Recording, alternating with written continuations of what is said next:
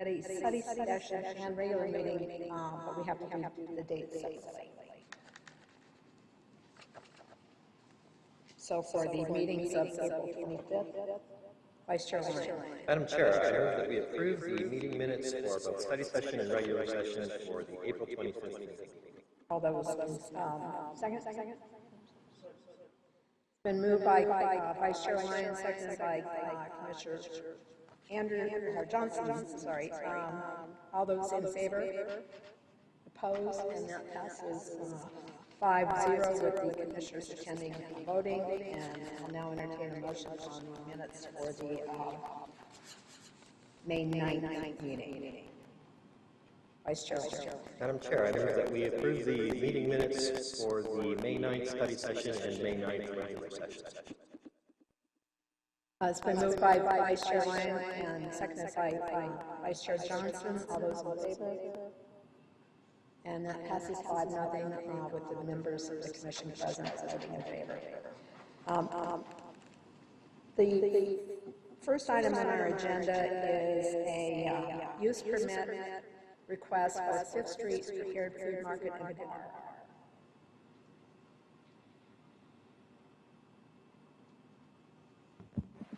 Good evening.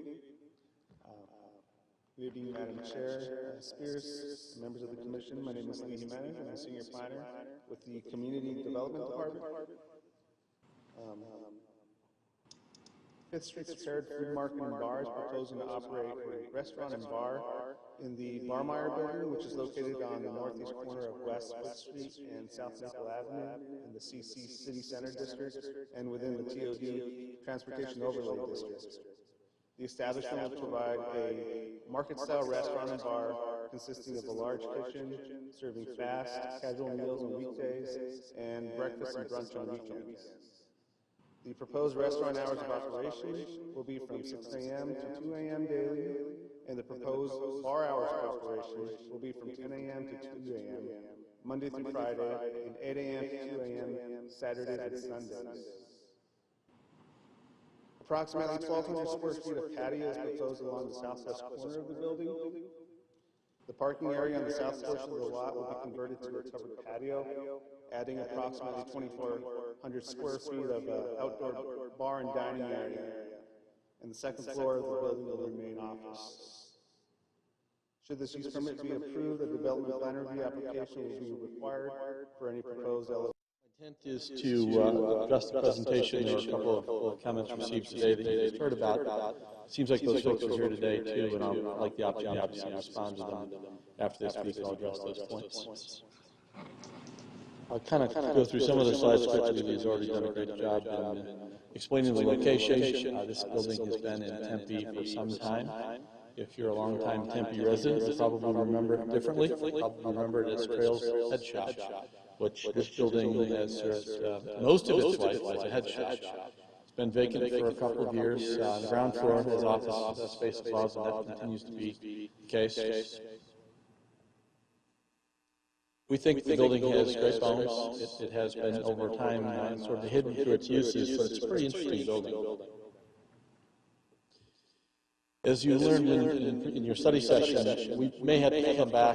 We've got a number of issues, technical and otherwise, to figure out from a building code perspective that will dictate in the end how much we change. We've worked really hard to enhance the building while keeping its basic structure, taking away some of the parking as it becomes more of an urban use, and replacing that parking with uses that we think are great for restaurants and in this kind of restaurant location. Again, this is what the building looks like today.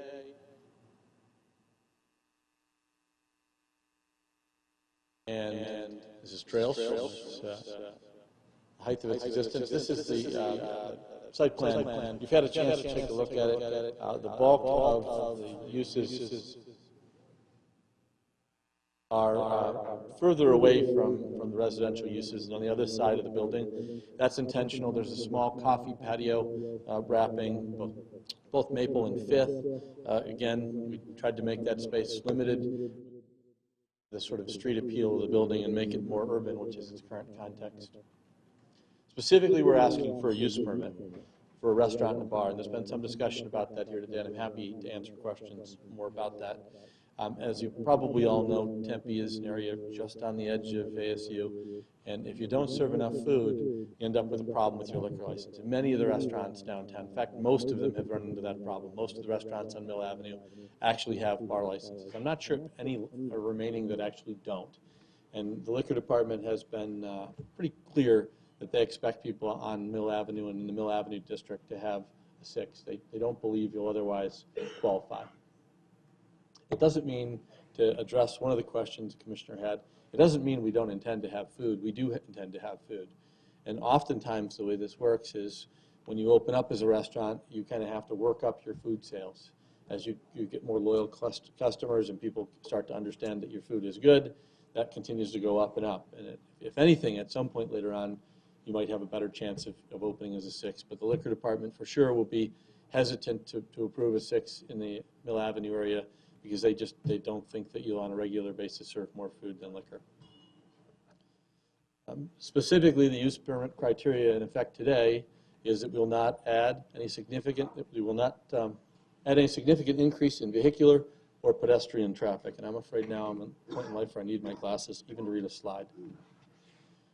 Specifically, our response to that is that the customers we're going to serve are people that are already in the downtown. As much as we would like to think that we'd start out being a location that would be a destination restaurant, that's probably not likely. The people that are going to come because they're in the downtown and they're looking for somewhere to go.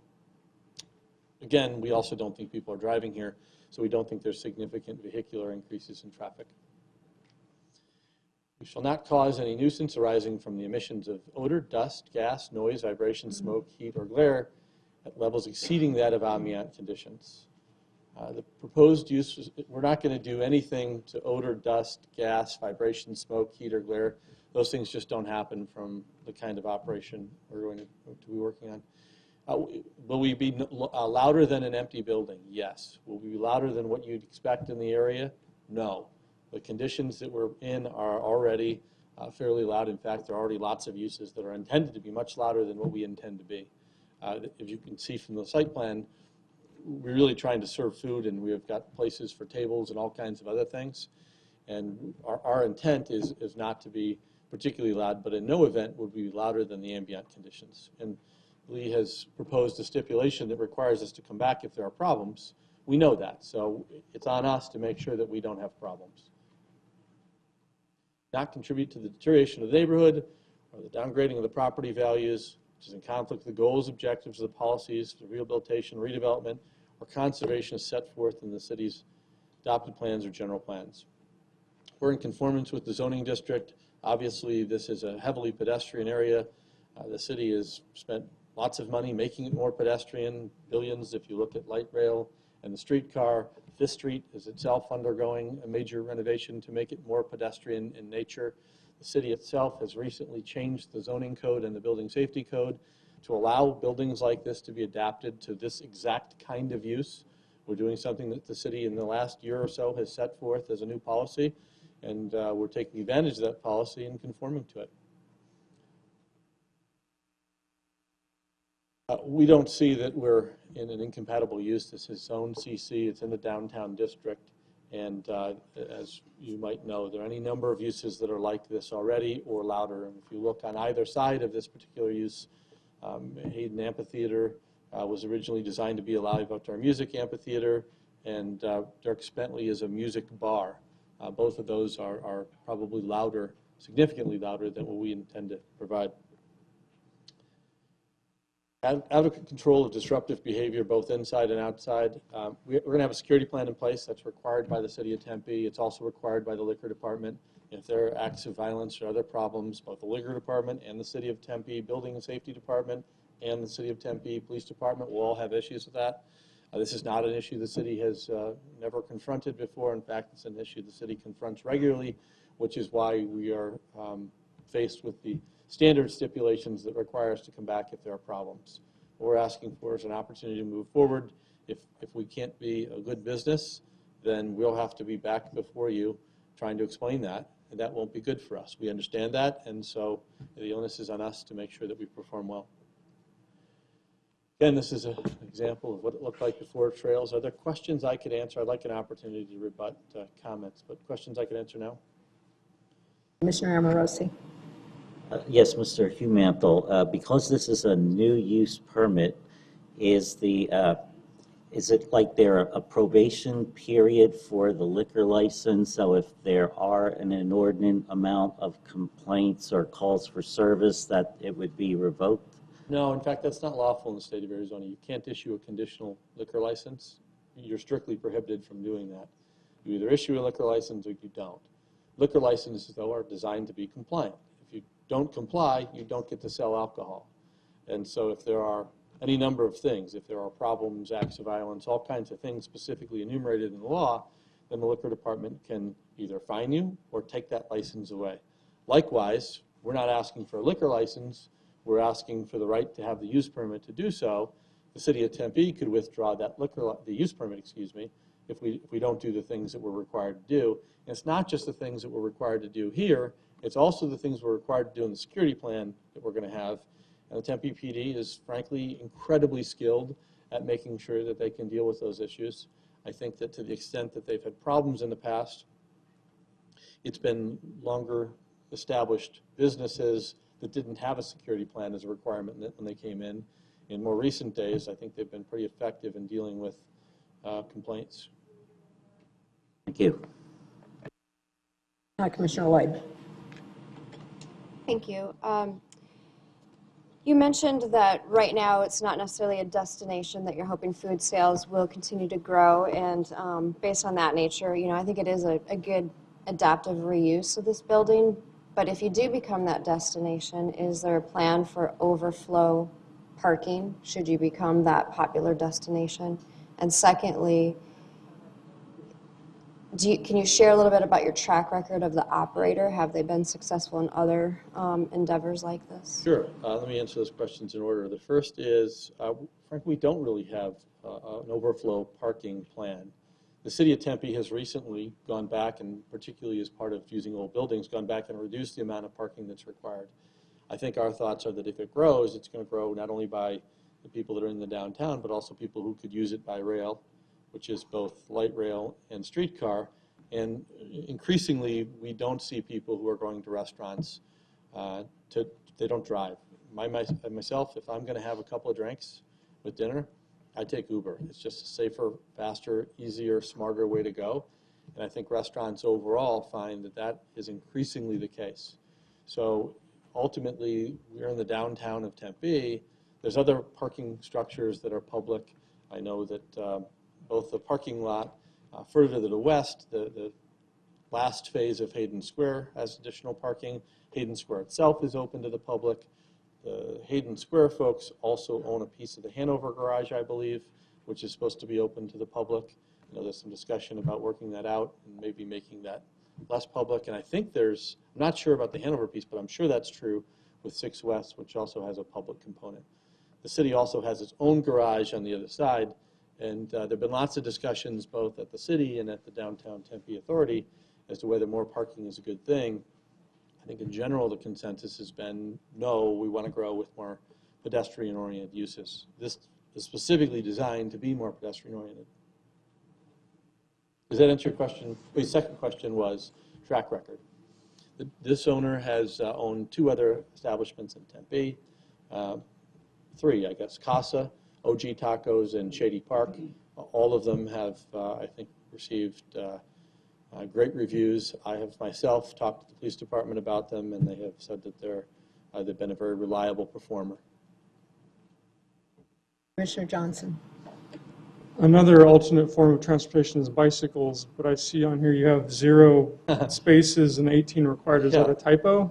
No, it's not a typo, but it's not necessarily accurate either, and let me explain what that means. We didn't on the site plan include bike parking, but we aren't that far. It isn't a DPR. We certainly will have bike parking as part of it. In fact, it will probably be a significant part of it. Our thought process is that we should figure out if we can get the use permit first and then go back and do the building safety issues. This is not going to be an easy building to refit. Frankly, it's an older building and it comes with lots of building code puzzles. It's its own sort of Rubik's Cube. The city of Tempe has fortunately, in the last year or so, adopted a new code to deal with some of those issues. So they'll assign us, in this case, I think it's Dee Dee Kimbrell, who will eventually be the, Ryan, what's the name of that position? Adaptive Reuse Coordinator, who will work with us and work with building safety and work with, I would assume, Lee, who will be the planning side of it. So we have a lot to figure out, but it certainly is our intent to have bike parking. And even if it weren't, but it certainly is, City of Tempe has bike parking in a number of places nearby too, and the DTA continues to increase the number of bike parking spaces. So I agree that that's an important part of any future transportation plan, and we'll make sure that we address it. We're likely to come back here for a DPR. I will make sure that we note specifically on the plan the bike parking before we come back if that's the case. Thank you.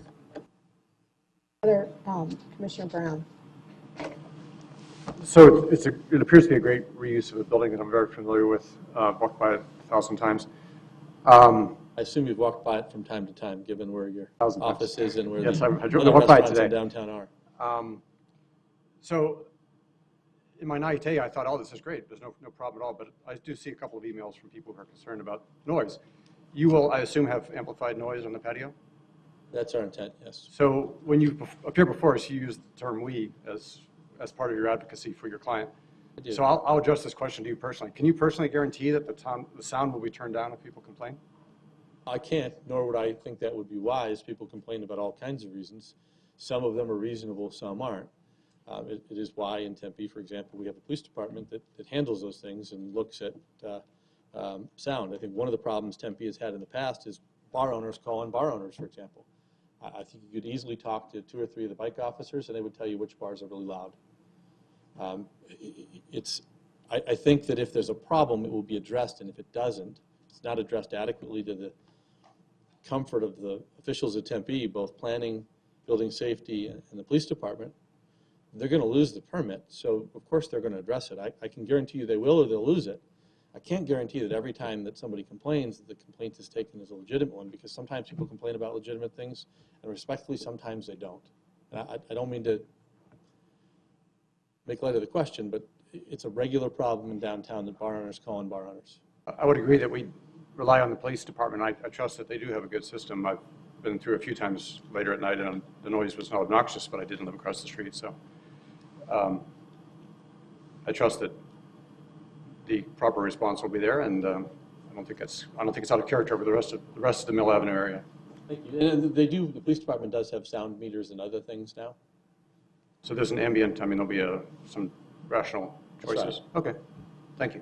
It's a scientific approach to solving the problem, which is appropriate. Other questions? If not, then we'll open up the public hearing. I don't have any cards from anyone who wants to speak on this issue. Is there anyone here who would like to speak on that? Mr. Yates? And then if you'd fill out a card for staff. Sure, I'd be glad to. Just for the record, please.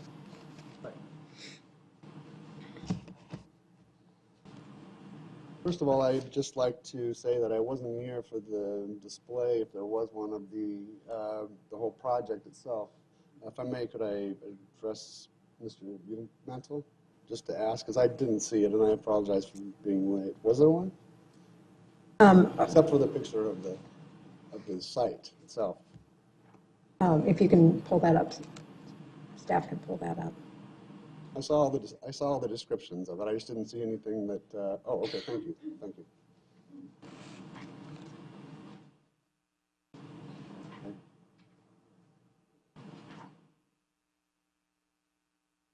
Okay, those are basically the description. I mean the look of the building, essentially. Right.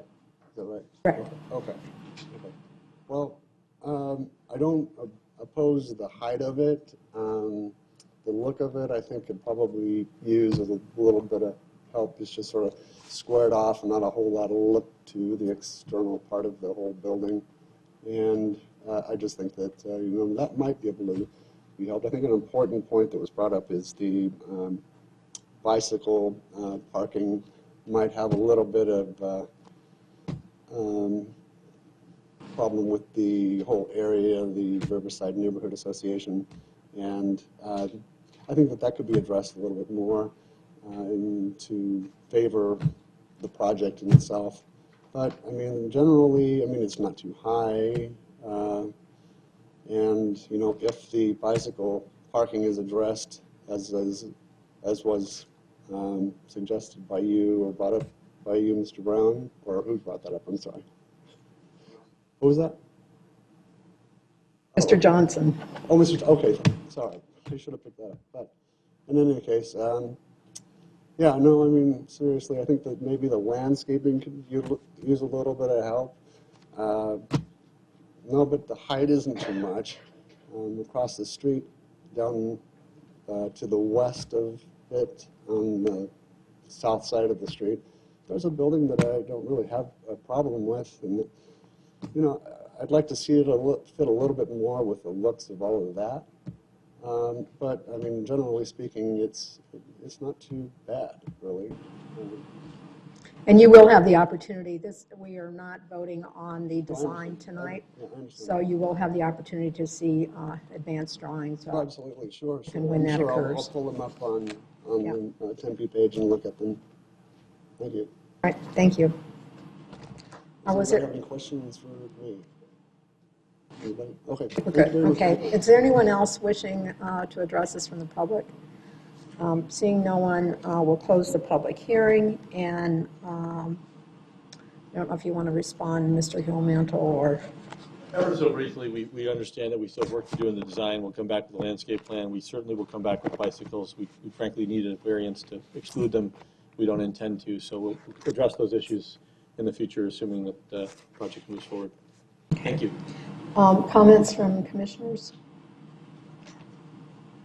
Commissioner Johnson? I don't have any issues with what's before us this evening. I'm glad to hear who the restaurateur is. I think the foods from the other projects are really good, and it seems like those other projects have been successful. So that's actually exciting to me. Thank you. Commissioner Amorosi? I want to thank the applicant for an adaptive reuse project. I'd like to see more of that sort of thing in Tempe, so please move forward with that. Thank you. Vice Chair Lyon? I'm actually very familiar with this building. I used to work in it, not at Trails. No, actually, I worked in an office on the second floor. They designed skate parks, some of them in the valley here. Anyway, I think it's a really good reuse of the building that you're generally proposing. The building needs to be something a little more special, and I think it's good that you're approaching this. As to the concern about noise, my feeling is there are plenty of statutes in place to control such a complaint, and what's more, it's on the Mill Avenue area. If you have an apartment in the area, I think you should expect that you're next to our tiny pocket of nightlife. I don't anticipate this being a problem. I intend to support the application for the use permit. Commissioner Labate? Thank you, Chair. I'll just add to that. The Vice Chair made a good point. I definitely love the use here. I think it's well done. I would echo Commissioner Amorosi's comments that adaptive reuse is a great thing. But also, for anybody that is concerned, the stipulation that's been added that if any complaint arising from the use permit is verified with the city attorney's office, that it can come back before us. I think that is a significant stipulation with real teeth that I'm happy that the applicant is okay with, because that's significant. That's any complaint that's just verified. That's real teeth that it could come back, and I think to a lot of the potential concerns about the use and compatibility, those should allay those concerns, because that's significant. Just pointing that out. Other comments? Seeing none, I'll entertain a motion. Vice Chair Lyon? Madam Chair, I move that we approve PL 170154, 5th Street Prepared Food Market and Bar request for use permit. Second. Okay, so it's been moved by Vice Chair Lyon, seconded by Commissioner Labate, for the approval of the use permit. All those in favor? Opposed? And that passes 7-0. All right, our next case is a continuation of the request from 2 weeks ago by Apache and Oak for a general plan density map amendment, zoning map amendment, planned area development, plan review and use permit for tandem parking. Because this is a continuation of a previous meeting, I'm going to ask that we only deal with new evidence tonight. So if staff could address any new changes and the applicant, anything new you want to add, both Commissioner Johnson and I, who were not at that meeting, have listened to the recordings, and so we're up to speed on what happened at the last meeting. If you're here from the public to speak on this case, I would ask that be respectful of time. We have your comments from last time, so if you have new information, please feel free to share that. But if you're just going to say the same thing you said last meeting, that is on record. That will go to the City Council with our decision. So with that said, we will be enforcing time limits again tonight. So staff would like to begin the presentation. Madam Chair, members of Commission, just briefly, this, as you mentioned, this is a continuation of a general plan amendment, PAD rezoning, a PAD development plan review, and a use permit for tandem parking located at the Apache and Oak intersection on the, as you have mentioned, I'm not going to go into the details. I'm talking in behalf of Diana Kaminsky, who is the project planner on this project, but I would highlight that as a result of the revision provided by the applicant, the previous site plan had a directional diagonal parking proposed on Oak Street. They have reconfigured the parking to make it perpendicular to the site. What that allows it to do is for a person to back out of the space and actually be able to go north on Oak and then get out on Apache, as opposed to the previous where it forces you to kind of go south on Oak, to address the cut-through traffic in the neighborhood. So as a result of this configuration, they also were able to add one additional parking spot. It used to be 6, there are 7 on-street parking. The on-street parking also helps with the calming effect. It's a traffic calming, and on certain streets like this, it helps with that, so that addresses the traffic calming issue also. The one other thing which I just wanted to remind the Commission that the tandem parking that is being proposed as part of this project is not really required of the project. It's an anticipation in terms of if a restaurant use comes, there's a valet parking, then this could be, additional parking that could be provided on site. The commercial aspect of this mixed-use project currently does meet the standards of the parking requirements of the code right now. So just wanted to bring that to your attention. The applicant is here to briefly address some of the public comments that was heard and where the Commission asked to follow up. So he's here to address some, has a brief presentation for you, Madam Chair, and then we can go into the public hearing. We did receive 6 additional comments today, so those are in your packet, and then we received some more, couple more comments just now at the beginning of the meeting, and there are some public comments that have been given to you. You mentioned the tandem parking is not required. If for some reason that use permit were not approved in this hearing, could they come back at a later date for that use permit?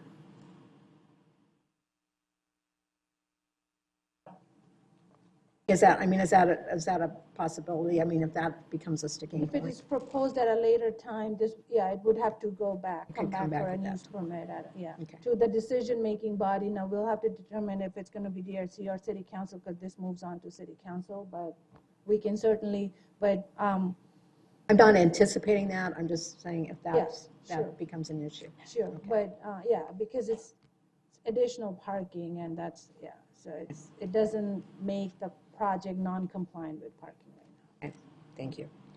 Any questions of staff before we hear from the applicant? If not, then if the applicant would like to discuss the changes and responses to last week's meeting.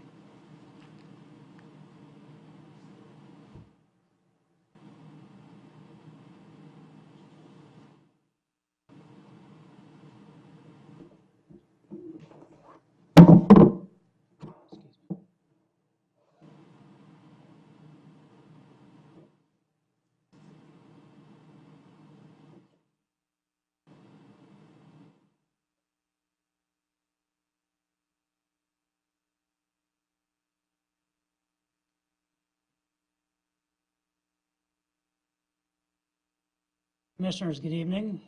My name is Jason Boyer, and I represent Art House Projects as the development manager, Studio Ma as the architect, and the property owner at 1461 East Apache. As you know, this is a continuance, and the chair has requested that I only cover new information. So I will try to be brief as possible. Bear with me, as I had included more than just the new information, so I will skip through those slides, and then they exist if we need to go back. Also in attendance with me tonight is the property owner, our landscape architect, Chris Floor, and our traffic consultant, United Civil Group. If there are questions of them, they are here to speak if so requested.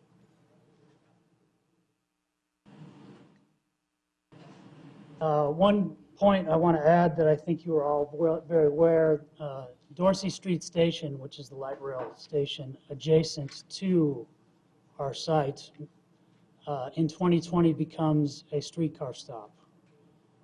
So additional transit will be at the front door of this site in the very near future.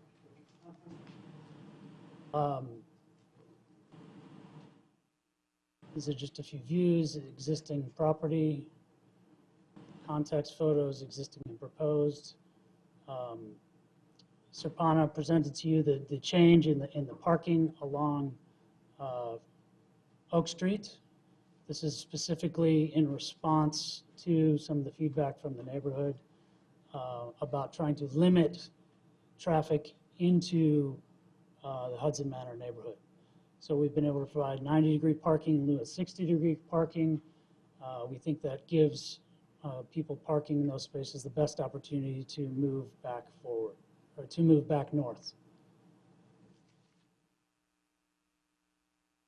Landscape plan has been updated to also reflect that. No further changes to the site. Renderings are as you've seen before in the package.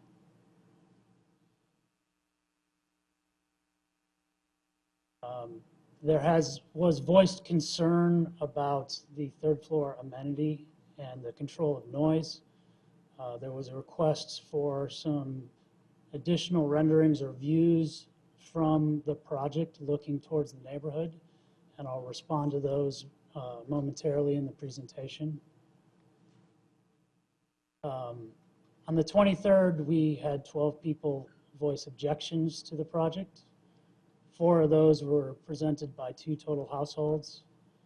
2 of those disclosed that they were not in the immediate surrounding neighborhoods. The primary concerns voiced were height and density. I assume you've read the letter, so there's nothing new there in that objection. There was one homeowner that voiced a concern about, he's a ham radio operator, as I understand it, and had concern that the property would block his signal to adjacent signals. I did a little bit of research on this. I don't pretend to be a pro, but my understanding is that there is the possibility for us to add a repeater antenna on our roof that would allow that signal to carry through. That would be something we would entertain if requested. Traffic was a concern and has been noted as a concern in this neighborhood in the neighborhood to the north. Every development hearing that I've been a part of in the last 22 years has had traffic as a concern.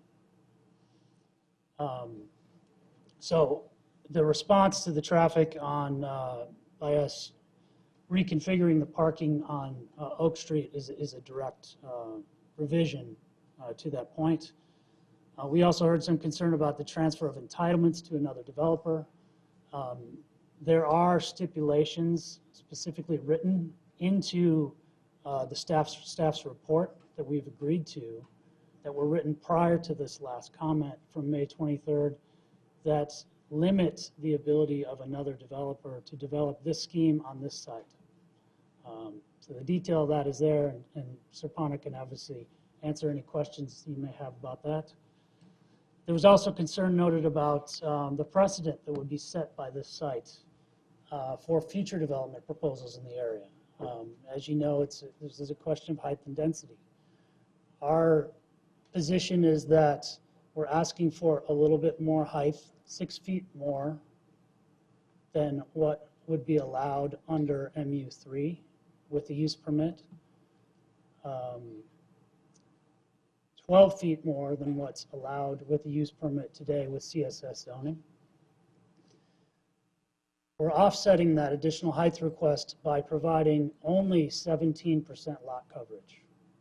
That means a porous ground plane. That means parking at the street level that's accessible to the restaurants, the retail. These are all things that make restaurant spaces, help to make them successful, and these are all some of the reasons that the restaurant and retail spaces, some of them along Apache that you've heard not being successful as being vacant spaces, have not been able to survive. We also believe that, the offset that we're proposing by providing the open space, the porosity of the ground plane to the retail areas, makes it more pedestrian friendly, makes it more open to the streetscape.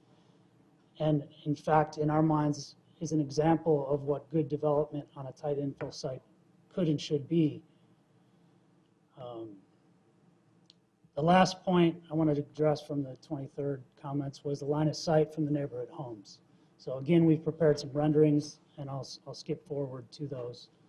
I'm going to skip over anything that's not new.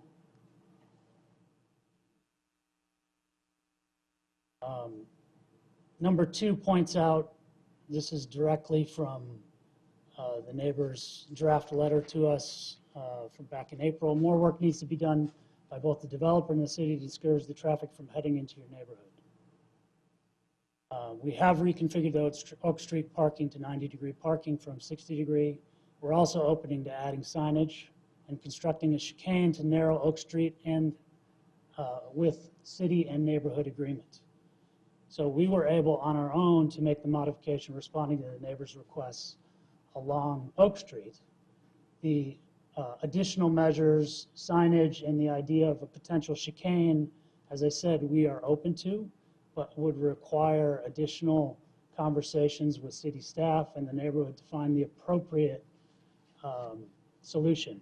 There's also a neighbor to the east of us, which is a commercial neighbor, which would need to be brought into that solution. So rather than propose a solution that didn't have consensus, didn't have all neighbor input, I'm simply saying that we would be committed to this additional solutions if thought valid.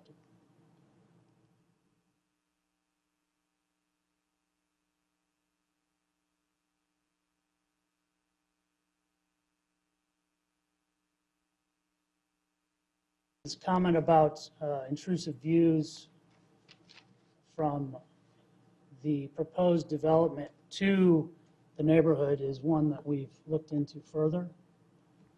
There was a request at the last hearing, towards the end of the hearing, to actually understand what the views would be like from the proposed project towards the neighborhood. So we've provided that here today. What we've done is provided 5 different points. Okay, so first, I want to address the view from the 3rd floor amenity pool area looking south. And then I'll go through 4 different points of elevation from the building itself. So this is a drone shot taken from approximately 30 feet back from the property line, looking south. This happens to be the first house. Looks like it's in some state of renovation.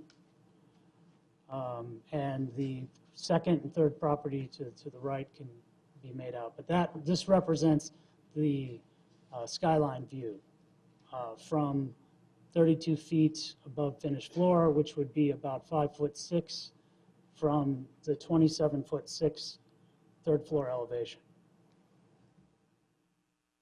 Uh-oh.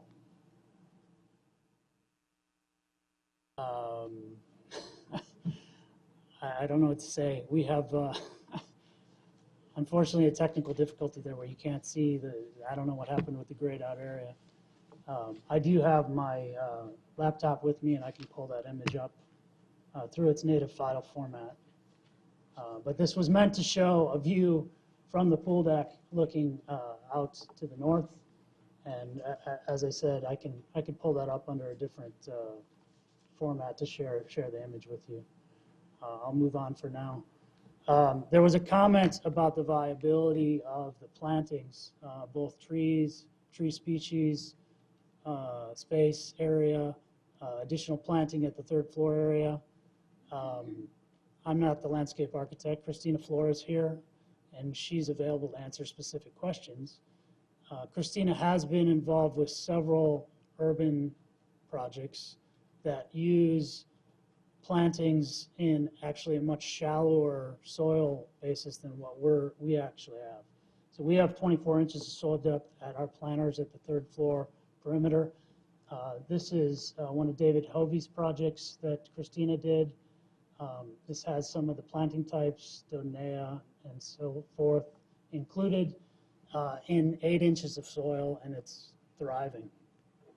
She's also been involved in other projects, and she can speak to those if you have additional questions. These are views from the building, the balconies at the south face, looking south towards the neighborhood. So this would be from the second floor balcony. The trees are represented at a 3-year tree growth. So they're planned to be planted at 36-inch box. They have about 2 foot a year estimated growth to them. So what you see in front of you are Palo Verdes in the foreground, and Fantex ash near the property edge. You might remember that we proposed one of three different alternatives for the edge tree perimeter, and all of those have been approved by staff, and we would like to work with neighbors to select the final species along that edge. But again, these trees are shown at 3-year growth from planting. This is a view from the third floor balcony. You can start to see some of the houses in the background, roofs only. From the fourth floor, you'll notice the second and third lot. The first lot in from Oak, the garage faces the backyard, and you saw the previous aerial view. There is no current landscaping in that yard. The other 2 views are actually pretty well covered with existing landscape in those properties that does a better job than our planting at 3 years of growth. This is a view from the 5th floor looking at that space. So the view cone is up there in the top right corner of the image so that you understand exactly where the shot's taken from. Again, it's from the 2nd, 3rd, 4th, and 5th floor moving upward.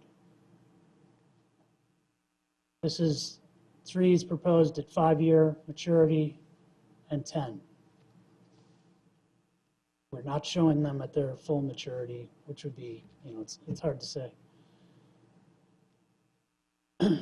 This is a section, again, that was developed to illustrate view lines from the neighboring backyards up and through, and I think we've illustrated that the first lot is vacant, open backyard with no windows, 2 garage doors that face our property.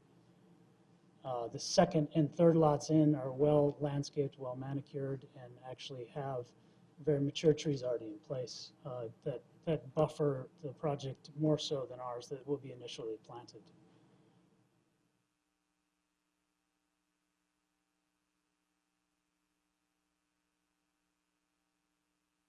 There was some concern about the viability of the restaurant retail space. The comment about the tandem parking is in part directly associated with the viability of the retail space. We feel that it's an important part of it. As I mentioned last time, we have worked with brokers, retail brokers in the area since the beginning of the project to begin to solicit interest and opinion about the viability of restaurant and retail on this site. As proof of that is a letter here from Brian Coker, director from Cushman & Wakefield's Retail Group.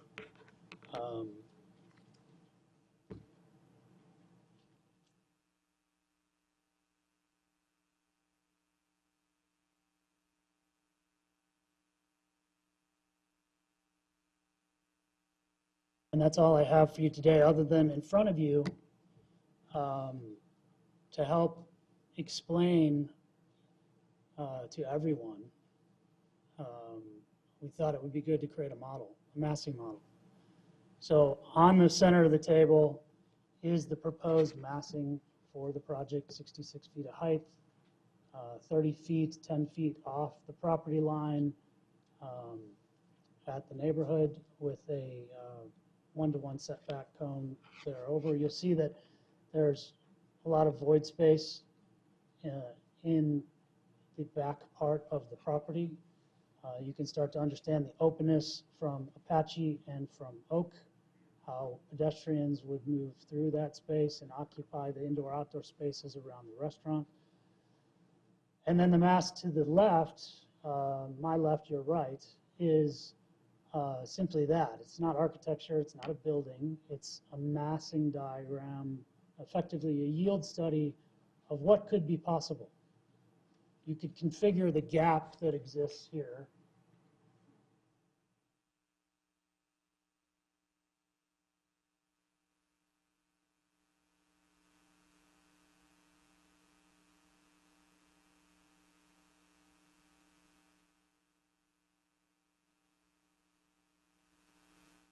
Part of our principal position here is that our proposal is abundantly better than what could be with more lot coverage on the site. And this mass is simply an indication of what could be. Not that it's appropriate, just what could be in the current constraints that are imposed on the site. So with that, that's the end of my presentation, and I welcome questions. Are there any questions at this time for the applicant? Vice Chair Lyon. I have two things. One, I don't know if it's of any value, but I think it might be.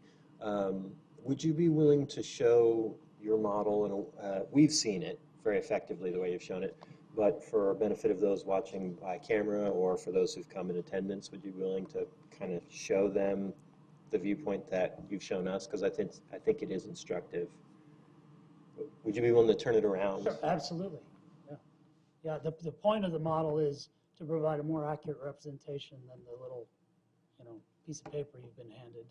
This is accurate to scale, and I think, if it's beneficial, people can come up. We can move it out. It's a tool to be used for this discussion. We recognize this is an important case. This is a difficult situation. We have a series of neighbors that are opposed. We believe this is a good development. We believe it's attractive and the right thing to do. And the model is simply another tool to help describe that. Thank you. While you're doing that, could I ask a question of Ms. Floor?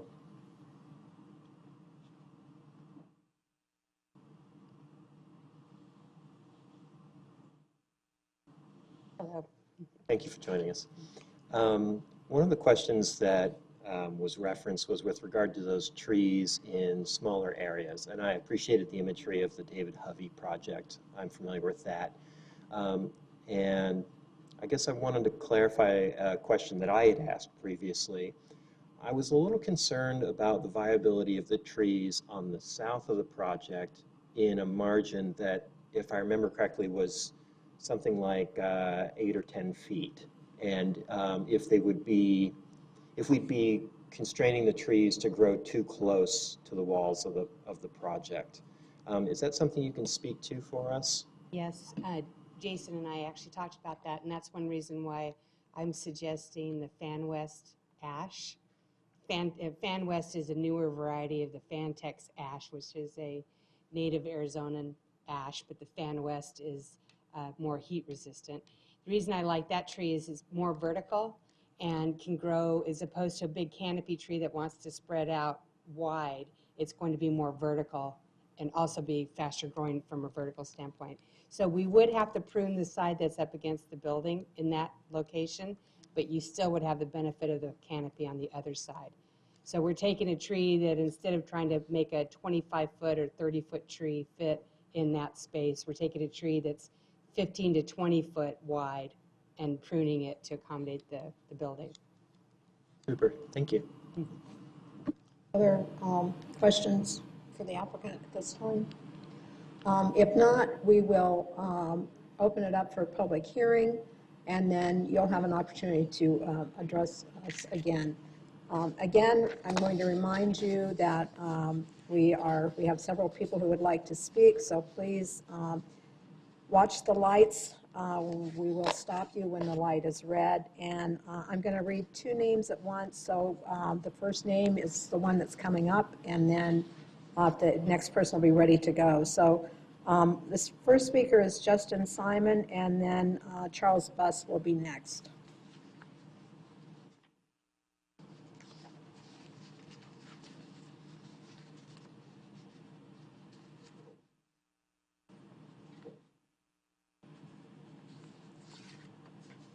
Good evening.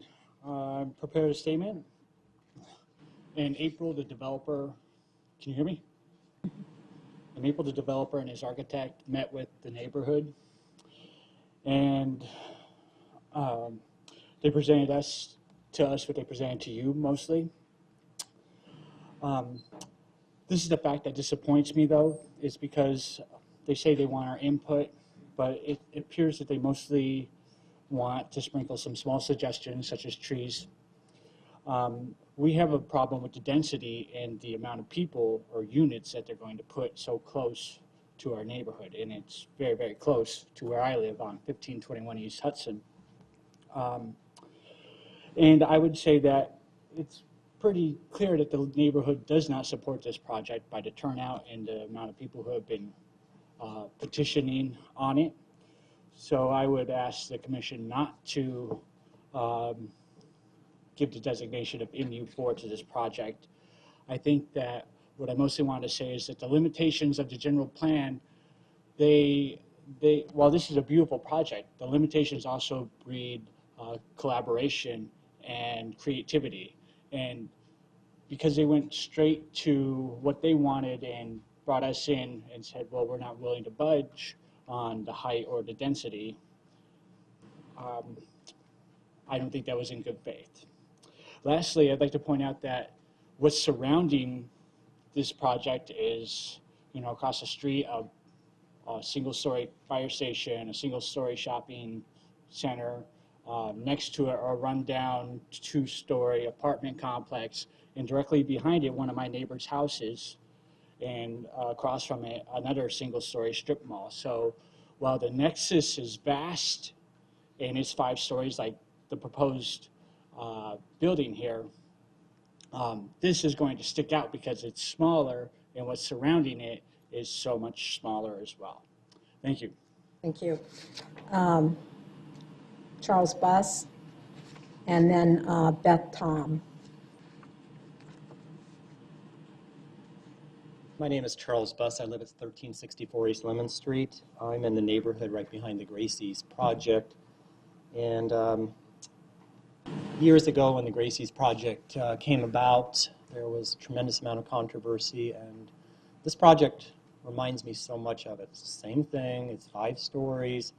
The difference is Gracie's has a much deeper lot than this lot.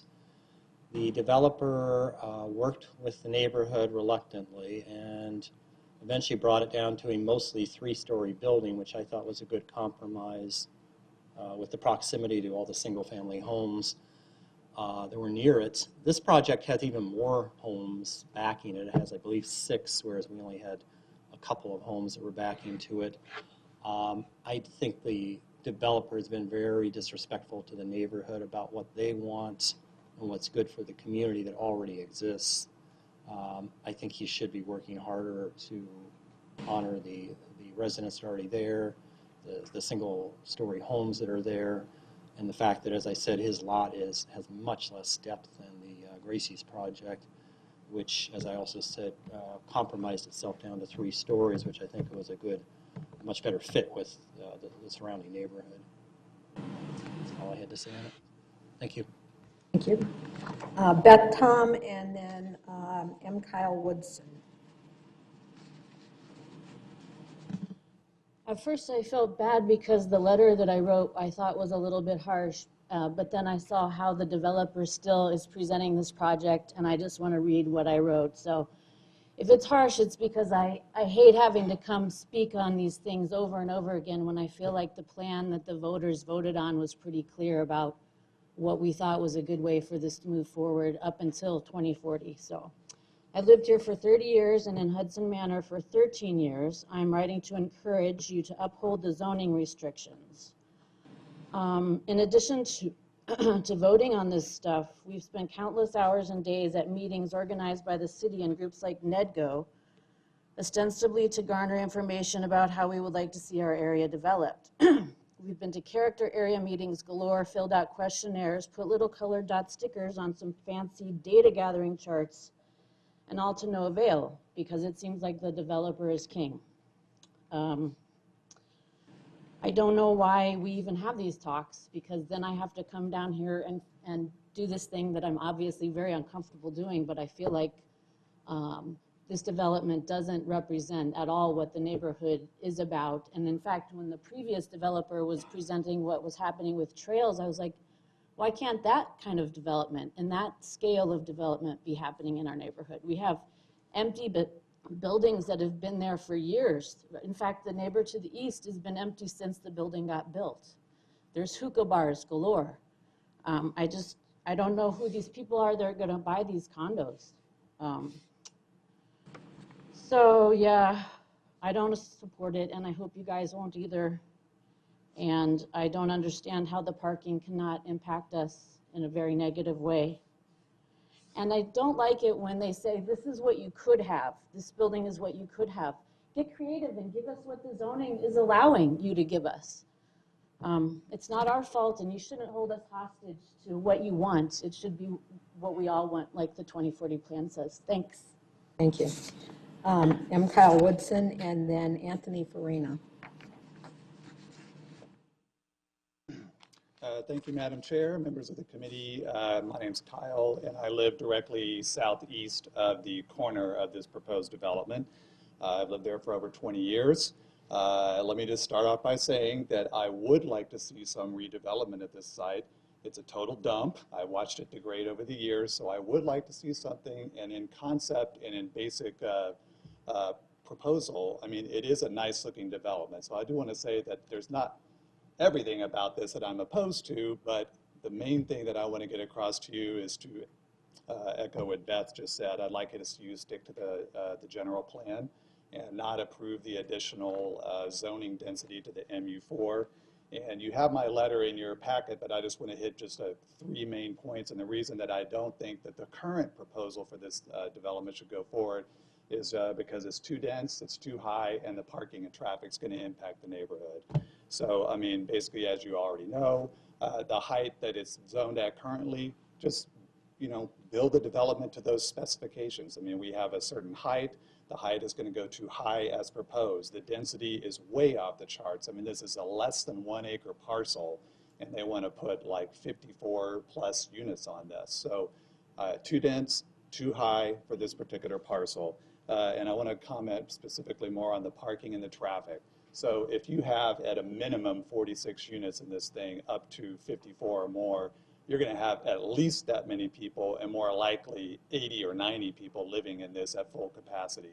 They only have 50 parking spots allotted for these people on the lower parking spots. So you tell me, but I have no idea how that many people are going to park their cars, because even if maybe 25% of those people are just walkers and bikers, it still isn't going to be enough parking. So where are they going to park? They're going to park in the neighborhood or on the surface streets in our neighborhood. Second thing with the traffic flow, the only way to get in there without coming through the neighborhood is eastbound on Apache, and I guarantee you that not everybody's going to do that. They're going to come in at Elm, they're going to come in on Spence, and they're going to get into the development that way. And I can tell you, because that's what the neighborhood does, there's really no good solution because the light rail prevents the left-hand turn. And then the last thing with the traffic, I can't believe that the traffic plan that these people are citing said there was no way it's going to affect the neighborhood. I have no idea. I'd love to see this plan to see what it was based on, because of all this parking, the parking on the neighborhood, and the traffic flow, there's absolutely no way it's not going to impact adversely into the neighborhood. So I just want to make those main points. And then just the last thing with the retail space and the restaurants, and again, just to echo, I get that the city really wants these mixed-use developments, and in concept it's great, but if you look up and down Apache right now, there are so many vacancies in these lower first floor properties. They're vacant for years, or the ones that do go in there come in and they're gone in like 6 months to a year. So, I mean, We need to wrap it up. yes, I understand that, but I just want to emphasize that I think that the city is maybe overemphasizing that particular first floor development because it's just really not working on this section of Apache. Thank you. Anthony Farina and then Nancy Gosowski. I have a diagram to put up on the screen. I don't know if that's doable. Leave it right there. My name is Anthony Farina. I've been a Tempe resident for 12 years, Hudson Manor for 4. I have a design in landscape architecture and design. But just want to start by saying I like the project. Building aesthetics are really pleasing, but it's just not the right place for this project. I'd ask that you guys don't vote to change the zoning. My reasons, though, are a little different from everyone else's. It's something you can't really chart or graph, and you can't hire a firm to study it. And it's sense of place. Tempe has many landmarks and buildings that have stood for many years, and they kind of welcome people as they arrive. It's that feeling you get when you cross the bridge and see a mountain. My kids always yell, "That's our city, Dad, that's our city." It's the neighborhood potluck that's been going on for 20 years, every week without fail, which actually happens in Hudson Manor. It's those people who pour out their life and have planted roots in Tempe that voted on the general plan, and they voted to not have high density on this site. Well, I see the economic growth all around, and it's a testament to Tempe's forward thinking and long-term planning. Tempe is a very desirable place to be. But with all this growth, we can't lose sight of what makes this a great place. Those pictures we saw were very idealistic, but I think the expectations and reality are a little different. So I think that something is wrong with the scale of that building right up against the neighborhood. So looking at other neighborhoods around Tempe where high-density buildings have been built right up against these older neighborhoods, what happens to the neighborhood? One good project at a time, these neighborhoods are just crumbling and they're dismantled. Look at Sunset Riverside neighborhoods. The oldest neighborhood in Tempe doesn't even exist because projects were built all around it, and now it's not even there. And Maple Ash is getting knocked down and rebuilt. I think that is just kind of taking away this sense of place that we love. I mean, what happens to the houses on Hudson now once that's built? Who's going to want to buy a house that's 100 feet away from a 60-foot tall building? I can't think of anybody. So they're going to become rentals and dilapidated buildings, at least that's my fear. And then people are going to want to redevelop it and knock it down, and then Hudson Manor's gone. So I just am afraid that this is going to set the stage for more high-density buildings so close to our neighborhood. And that's pretty much it. Thank you. Nancy Gosowski and then Ron Gosowski. I've been up here before and I've said that the city of Tempe needs to say no to the zoning. So I'm repeating myself. My husband and I have been in the neighborhood from '72 and our homeowner since '74. Both properties that we own will be directly impacted by the proposed development. One is directly to the south and ours is directly, both of them is directly to the south, on the south side. I guess I'm here this evening because I really care about the people that live in our neighborhood. It has a wonderful and diverse mix of families with children ranging from toddler through high school and university students. We have many school bus stops in the neighborhood. Our young families are our future, and we must all keep them safe. It is imperative the developer bends and the city bends to the wishes of our safety first. I'm pretty emotional about this, I'm sorry. With Nexa looming to the west, it is over 5 stories, 500 units, 750 to 1,500 residents. What will our traffic be like in the future? What will our safety be like? That's just a ginormous, as my grandson would say, building that shouldn't have traffic flow into our neighborhood. Our infrastructure is crumbling, and all our neighbors know that, and the city knows it. It's very slow to repair it. The developer has not reached out to all the folks in our neighborhood about our concerns. The first meeting was a feel sorry for me with complaints about the seller and a lawsuit, not a very professional, lasting impression. The actions of the developer land squarely on the shoulders of the developer. It should not be on our shoulders, and it's not the neighborhood problem. In closing, I would like to say that the architect has done a fine job of designing something to go on this small piece of property. I do not admonish his job.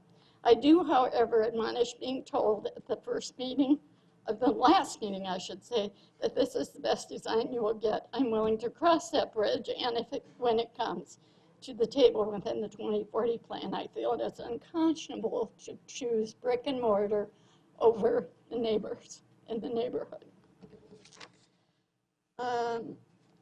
And that's about all I have to say. I think everybody has said a lot about this, you know, how we feel.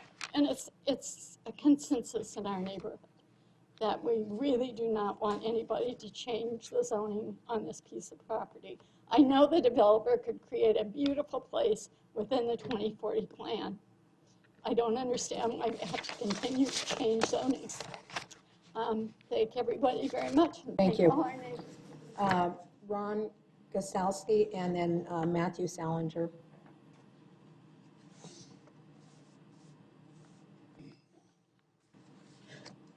Yes, there's going to be a little bit of repetition between what I wrote and what my wife wrote. We wrote separately, and then we found out we talked about similar things.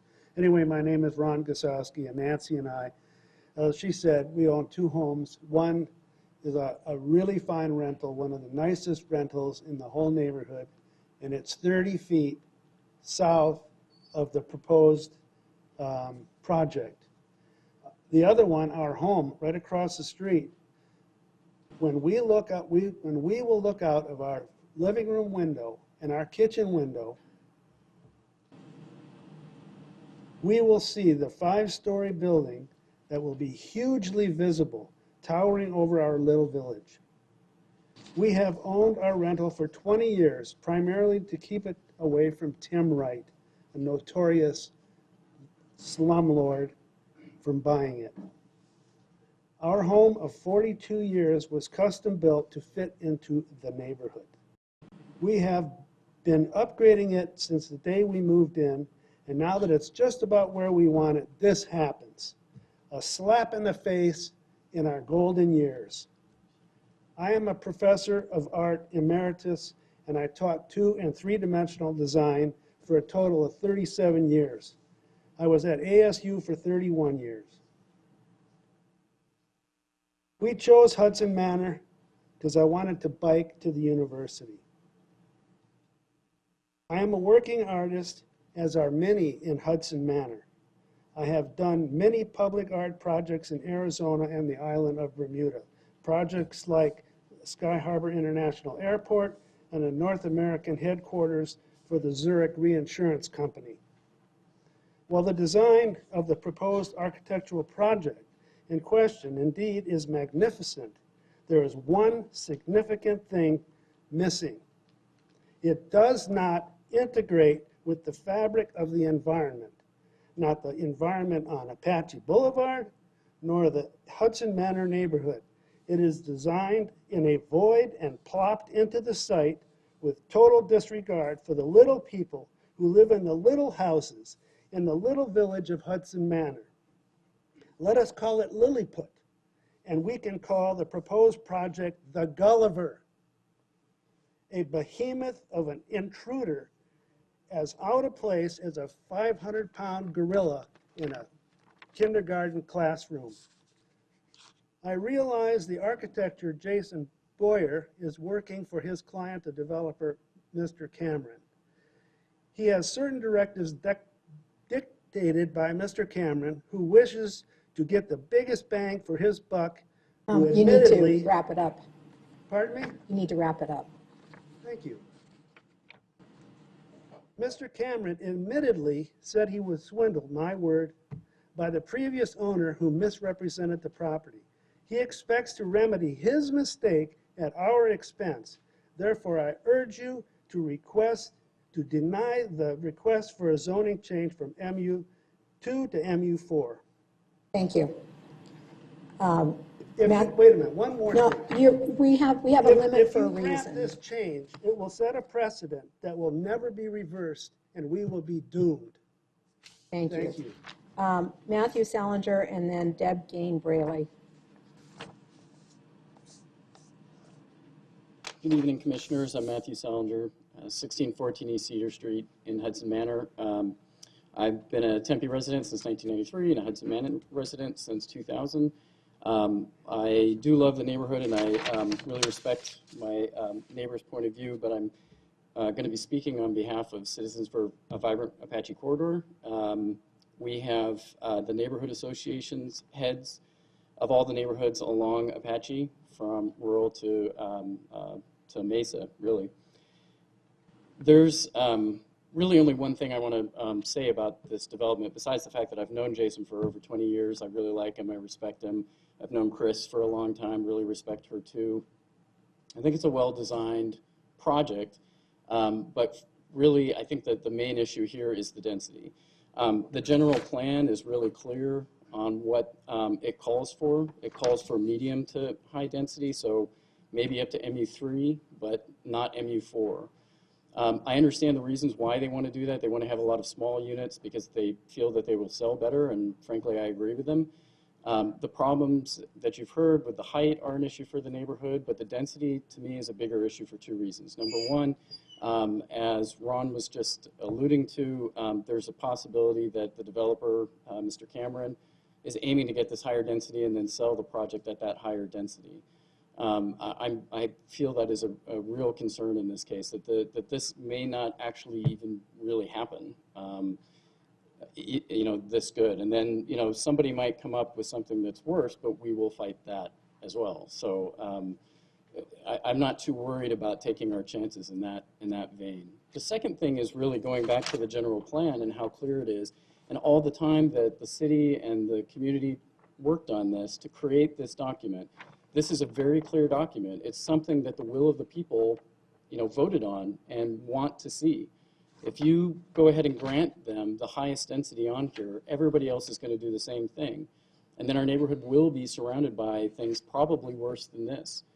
And so if you do that, you're telling everybody in the community that all of this work that went into this is worthless. So you might as well just tear this up and not care about what all of the work went into this and what the people wanted for our neighborhood, to protect this neighborhood from really being destroyed in a lot of the ways that Ninth and Ash have been. So that's really what I want to cover here. I think you should really consider what people have voted on and stick to that. Thank you. Thank you. Deb Gain-Braley and then Philip Yates.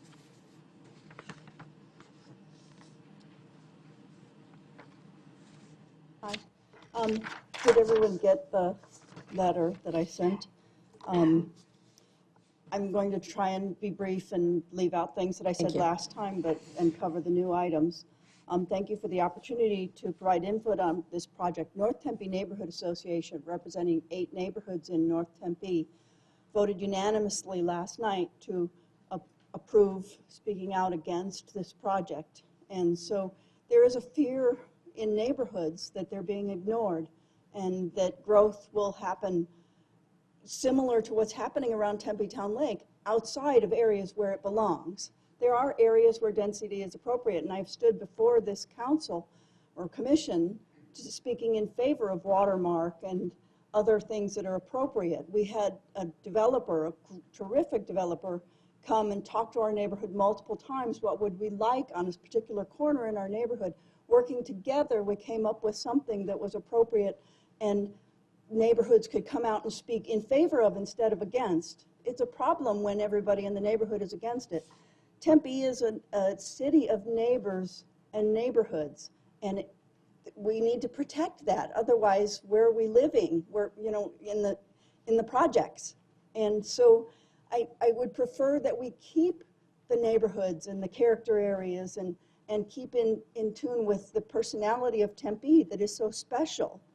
So anyway, the ramping of this project is not over what in other areas in blocks that you ramp up to the high density. It goes from single family to the highest density in the whole city. So that's not appropriate. The retail, I didn't speak of the retail last time. We have so many retail vacancies in this city because of this kind of a project that you just look across the street and it looks like blight as you drive around here. It's unfortunate. Developers should be challenged to work with the neighbors and the neighborhoods to come up with what fits to a neighborhood. Anyway, I appreciate your time. Thank you. Thank you. Philip Yates and then Eduardo Yates.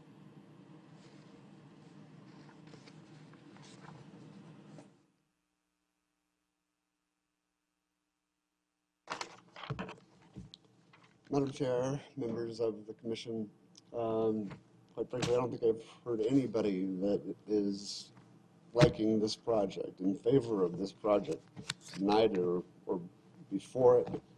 There's just, I mean, there's numerous reasons why we should oppose this. I would have to say, though, this is going to be moved towards an MU4.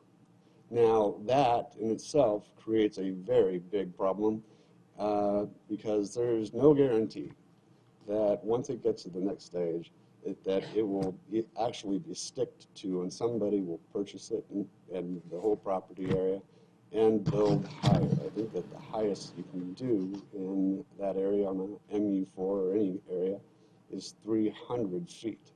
That is way, way, way too high. As far as the look of the building, I don't know. I think that it's okay, but definitely not there. It's just not good for the area. As far as what is, oh,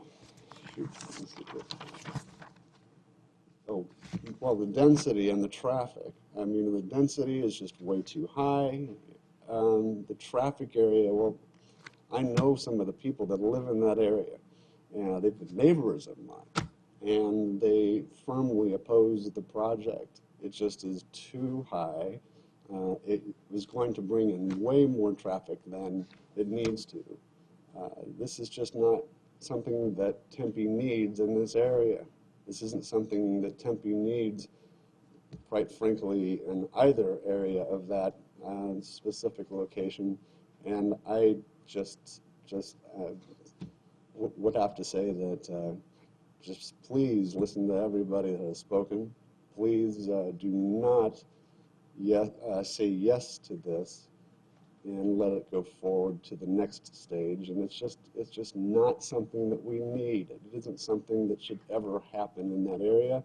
There are people that have always lived 30 years, 20 years, years and years, some of them only 1 or 2 years. But so what? I mean, come on, this is not something that should be moved forward, honestly. And I can't speak any more firmly against my, or for my opposition of this project. So with that, I will close. If anybody has any questions for me, I'm welcome to any kinds of questions that anybody may have. All right, thank you. Thank you. And actually, Edwarda did not want to speak. She wanted me to read in the record that she agrees with Ms. Gitlis's remarks, and she opposes this project for the reasons she stated. So the next speaker will be Karen Gitlis.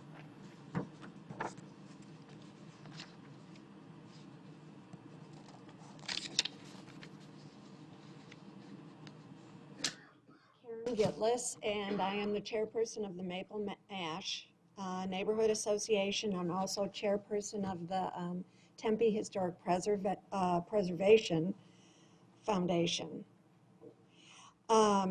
I just need to rejoin Mr. Boyer in a comment he made earlier about not thinking that people who are from other neighborhoods need to weigh in on this matter. They're not directly impacted.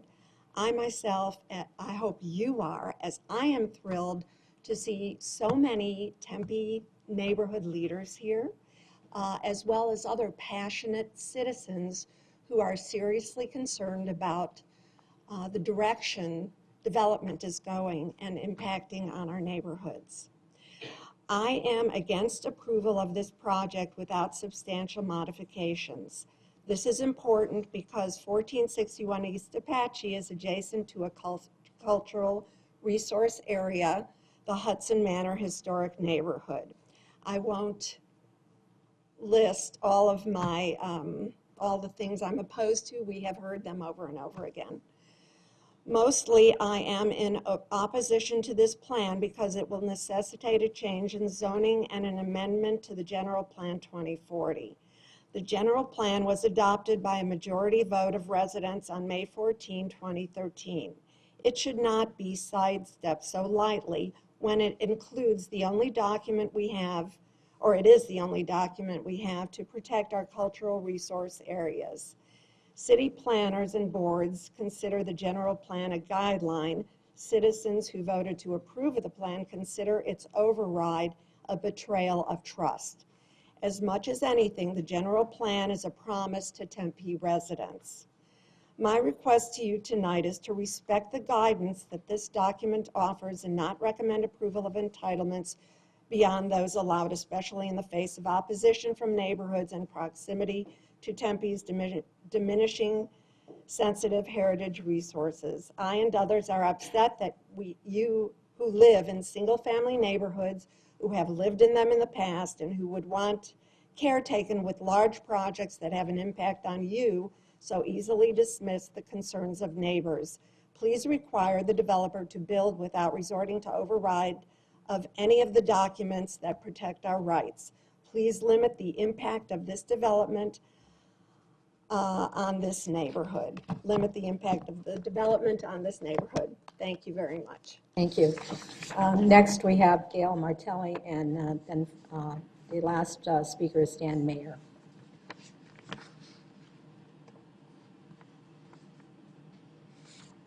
Hi, I'm Gail Martelli, and I live on Lemon Street, which is directly across Apache from this project. And I just don't get it. The city's always asking for volunteers. Can you sit on this committee? Can you go to this meeting? Can you give your input? I was involved in historic preservation in 2 neighborhoods. Phil and I worked on light rail.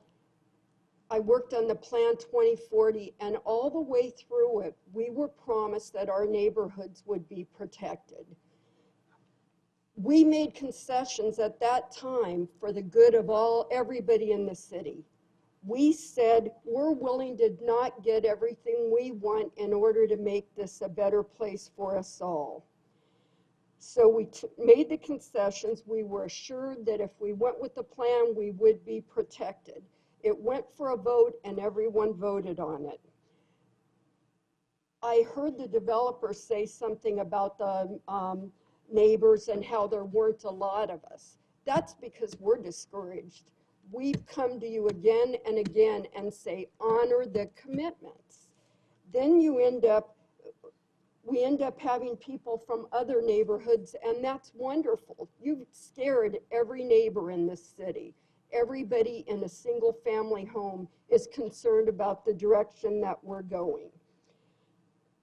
What happens is you have a developer who comes in here and he flashes a handful of cash, and you throw out all of our hard work, all of the promises that you guys have made to us through the years. I've lived in my house 30 years, plus 30 years, and I've been involved in the community every step of the way. He didn't do his homework. He paid too much for the property, and now I'm supposed to eat it because he made a mistake. I see the plan and they say it's a special project. They all are. I've lived here 30 years. Every single apartment that's been built is a special apartment when they build it. And 5 years from now, it's going to be another apartment building just like everybody else up and down Apache. It's starting to look like a canyon down there. I'm asking you to please keep your promises, stick with the plan. We were told through light rail, we were told in the general plan that our neighborhoods would be protected, and that's not asking that much from you. He made a mistake. He paid too much. Let him build what he can legally build there without changing the zoning. Thank you. Thank you. Dan Mayer.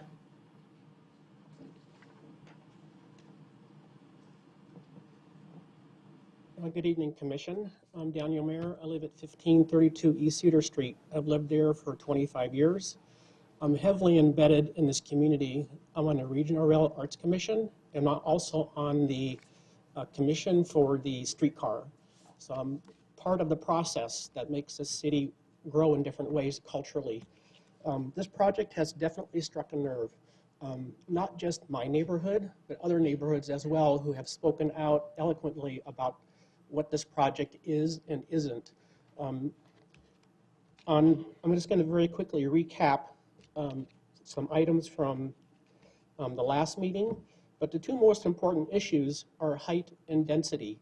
And the developer has not met with us on what is within reason, which is CSS. He's presented exactly what they want, but not what the neighborhood wants. In the meeting 2 weeks ago, there were 17 letters, 16 against, 1 for.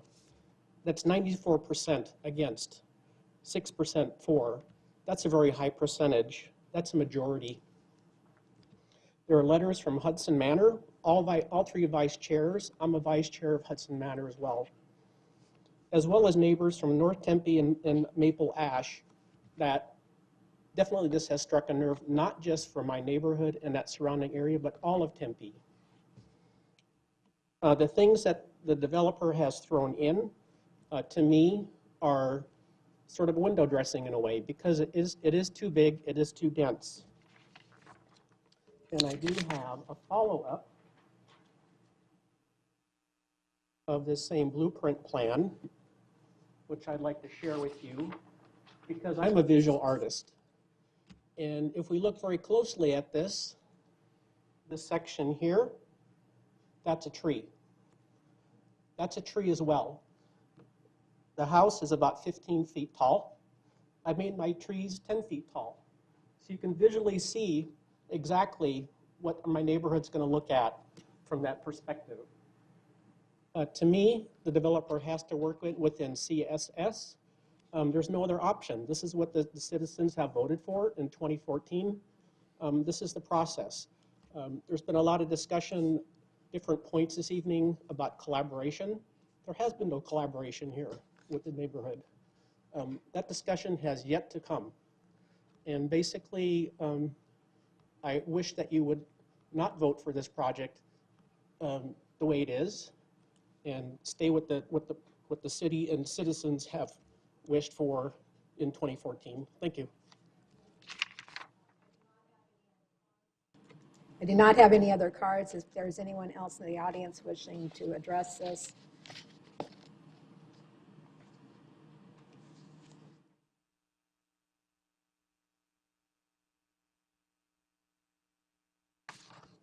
Please state your name. And Ben Funky, and I own the home at 1531 East Cedar.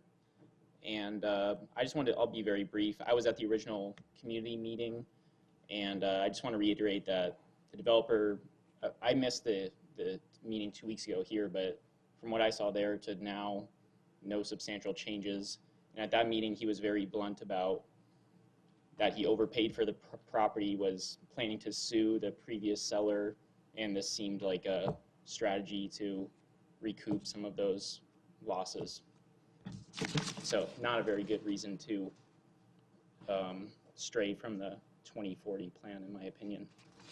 thank you. Is there anyone else? Again, if you would like to speak, please fill out your cards and give them to staff.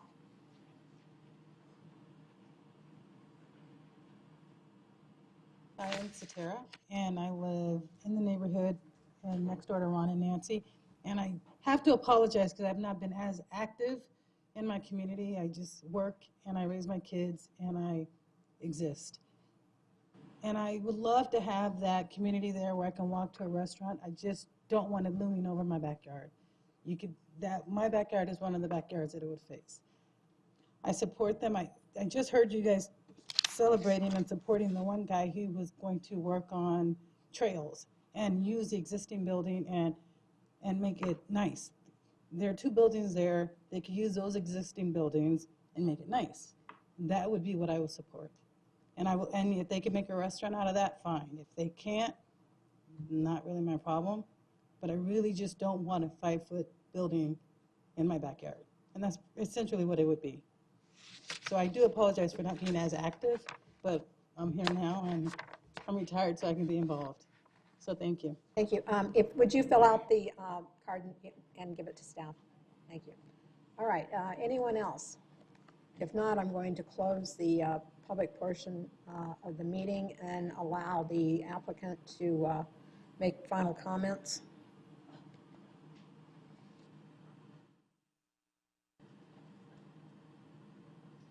I first want to start by offering the view that was missing from the prior presentation.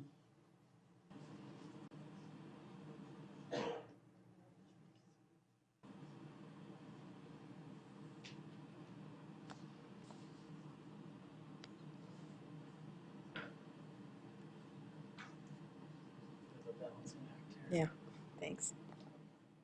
This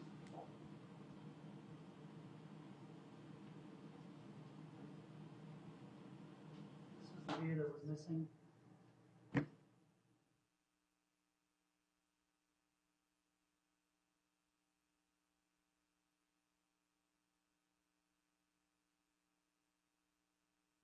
Sure.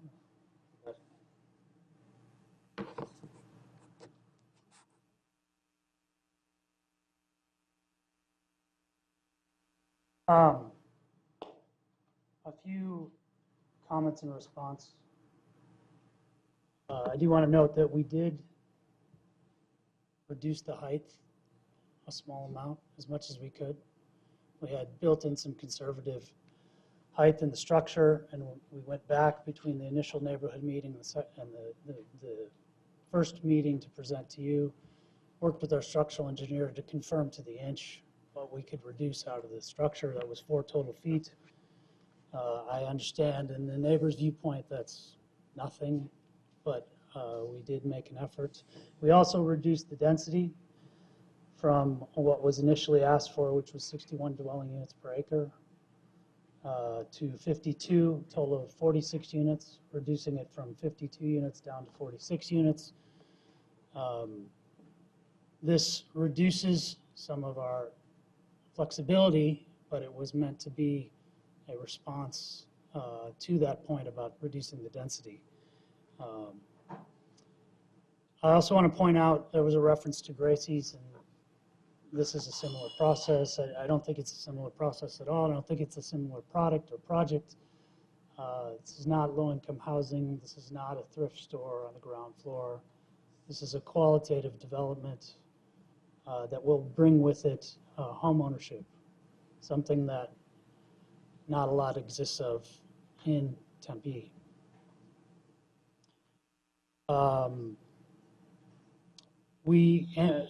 Gentleman Anthony mentioned creating a sense of place.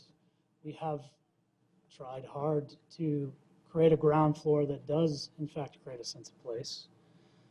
We have tried to create massing and architectural articulation. The third floor roofs are a direct nod to the gable roofs of the neighborhood. And it's a purposeful intent on our part to try and integrate into the scale of the neighborhood. You know, to some degree, this is a sort of precedent-setting moment in that our ask of the city, of you, of the council is based on more of a performative approach to development. One that may ask for a little more in some areas and give a lot more in other areas. The goal of that is to create a more habitable space that supports the retail, the ground floor, the neighborhood integration, and that we believe would be a sustainable development and create an environment where the restaurant space would, in fact, flourish.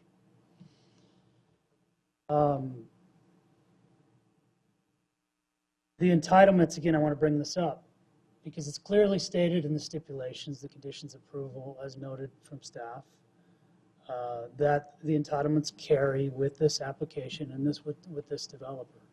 So the point brought up about Mr. Cameron and his team trading the property is essentially invalid because if they were to sell the property, those development rights would be invalid. I also want to point out that adjacent to this property to the west is a multifamily parcel that's currently zoned R4.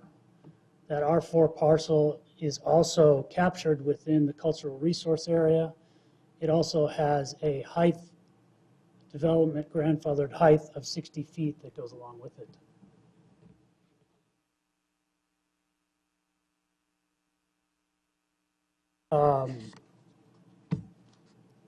You know, look, guys, I think that's it. It's overwhelming for us to hear this much negativity when you feel you've put forth a really valid qualitative proposal. Are there any questions that commissioners have? Commissioner Labate. Since the last time you were before us, what have you reached out to the neighbors? Have you held a meeting or contacted anybody individually? What kind of dialogue happened there? So there hasn't been any direct dialogue. We left that meeting focused on trying to do two additional things: change the parking on Oak Street from 60 degree to 90 degree, because we felt the concern noted was valid. Anything that we could do to defer traffic back northbound would be beneficial, and so we've tried to do that. Of the initial 11 items that were requested of us, we've adjusted and hit squarely 9 of those 11. The 2 that we haven't are height and density, and they're the centerpiece of the debate in front of you. The density that we've asked for, we've reduced the count slightly. It limits the flexibility on the for sale side, but it's a nod to trying to show some modification in that regard. So outside of that and creating the additional views, we did not do any additional neighborhood outreach. It's been roughly 2 weeks since the last meeting. We feel that the height and density as proposed is what we need for this project to be valid and successful. So the two primary issues the neighbors have are height and density.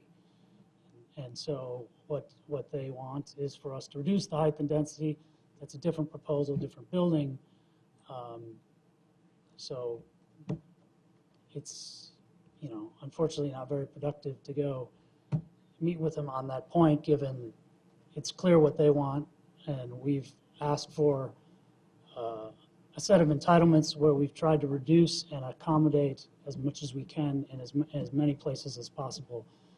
And the proposal that we have in front of you is the result of the process to date that we feel is a great project. Other comments or questions at this time? Commissioner Amorosi. Yes, Mr. Boyer, did the city's traffic engineer agree with your traffic assessment that there would be no impact to the neighborhood? I believe the city traffic engineer is here. He may speak on that, but the short answer is the city's assessment was similar to our own retained traffic consultant's assessment in that there would be limited cut-through traffic. And again, I'll offer that our traffic consultant is here if you'd like Sarah to address that in more detail. No, that I just thought because the slide last time said there would be no impact, not limited impact. Now it's changed. Well, as I noted last time, human nature can't be refuted, right? Well, I think we've done what we can to, we've changed the parking orientation to try and limit. We've narrowed the street. We're proposing to continue to work with the neighborhood to add a chicane if the neighbors, the city, and the property owner to the east feel that would be of additional value. Thank you. Any other questions for the applicant? Madam Chair, just and commission members, our city traffic engineer is here in case you have any questions of him. Would you like to hear from the city's traffic person? Yes.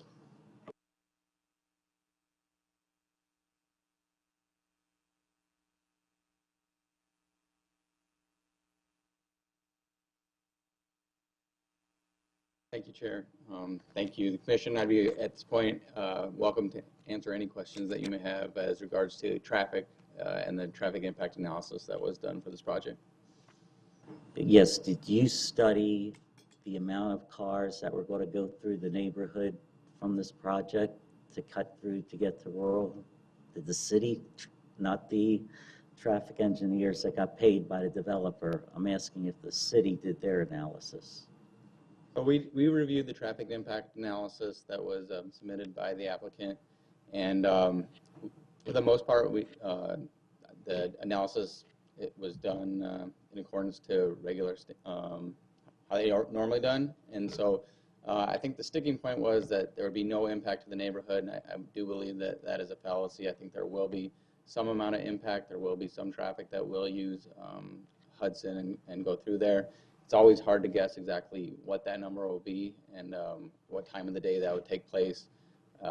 From my experience in it, my guess would be probably less than 50 vehicles a day would do that. I can't guarantee that that's how it is. Right now, any vehicles that would want to go west would either have to take Apache and U-turn and then head west, or they would go south into the neighborhood and go west on Spence. So we can. The hard part about these traffic studies, which I think you can all appreciate, is it's a little bit of a guessing game on exactly where those trips will take place. So I think what we can say is that I can agree with the previous statement that there will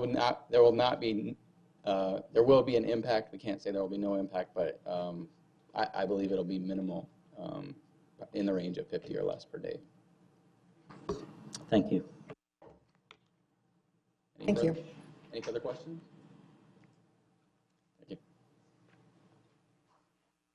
If I may add just one point of detail on that. The existing traffic patterns coming out of the property nearly match what's being proposed, and there are 33 current units in the vacant hotel as exists today. Thank you. All right, we're going to close the hearing now and open it up to commissioner comments. I have just one clarification from staff. If this case is approved and is not built within, is it 2 years, then there would be a reversion hearing at that point. Is that correct? Madam Chair, at that point, there are two options. Either the applicant comes in front of City Council for time extension, or what we call is an administrative hearing process in front of City Council. At that point, there's two ways of doing that. Either the applicant requests for a time extension and staff takes it forward, or staff takes if the applicant is not active at that point, we send notifications from this on behalf of the city, and when that project, we would schedule it for a administrative hearing in front of City Council, and then City Council can either grant an extension on their own, or they could direct staff for a reversion hearing, which means the same way this process was approved, now the city would have to require to go back to the same process. So there's going to be a neighborhood meeting, DRC 1 hearing at DRC 2 hearings at City Council to revert that zoning process. So it has to follow that per the state law. So that's what happens with the PAD. And for some reason, if this project did not get built, it would have to come through this process again. Is that correct? If the PAD expires, it will require. Or if it's going to be. If there is changes to the PAD, yeah, that will require it to come back to all of the hearings. Thank you. Comments? Suparna, if after a year, the property owner sells the property, does the new owner get 2 more years? No, they don't. It's the PAD is still the 2 years, regardless of who the owner of the property is. The entitlement is only for 2 years. And it will, after that, whoever the owner is will have to come back for a time extension request, or staff gets direction from City Council. So the new owner could ask for a time extension? Good. Okay. Comments?